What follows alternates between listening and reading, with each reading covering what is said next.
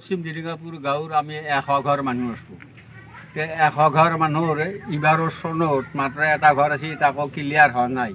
তাৰোপৰি ৰাস্তাত আকৌ পানী হয়, কালভাৰ নাই, ৰাস্তা নাই, মুঠতে একো নাই আৰু। কালভাৰ চালভাৰ এই পানীত আমি হেৰি হৈ থাকে, 2টা কালভাৰ লাগে, তাকো নহ'ল।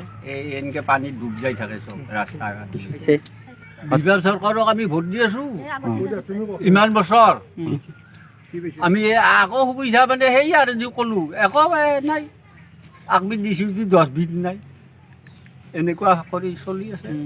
এটা ভাল তাৰমানে হেৰি চৰকাৰ এখন হ'লি ভৱিষ্যতক লাগি ৰাজ্যৰ যাতে উন্নতি হয়, ল'ৰা ছোৱালীৰ উন্নতি হয়, বা মাটি বৃত্তি নদী নালাৰ এইবিলাকৰ মথাউৰি ফথাৰি এইবিলাক যাতে উন্নতি হয়, সেইটো আশা কৰোঁ। নাই এই যে লকডাউন হৈছে, এই চাউল দালি কাবাৰ গাঁৱত ভাগিছে, আমাৰ ইয়াতে নাই।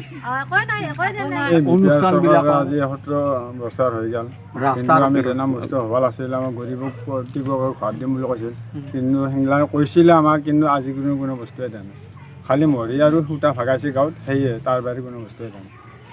লাগে যোনটো চৰকাৰৰ দ্বাৰা দি আমাৰ ৰাইজৰ সুবিধা হয় আৰু উন্নতি কৰে, সেনেহেন চৰকাৰ আমাক লাগে। আমাৰ চৰকাৰ আহি আছে, সেই চৰকাৰৰ দ্বাৰা যদি আমাৰ সুবিধা হয়, তেতিয়া আমি সেইটো চৰকাৰে লাগে। যোনটো চৰকাৰ আমাৰ সুবিধা কৰে সেইটো চৰকাৰকে জিতা, সেইটো চৰকাৰে জিতাম।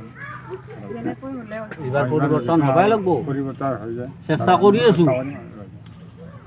আৰু চেংৰা চলিবিলাক কৰিব ভোট দিম, চবেই আছোঁ আমি, সেইটো কথা।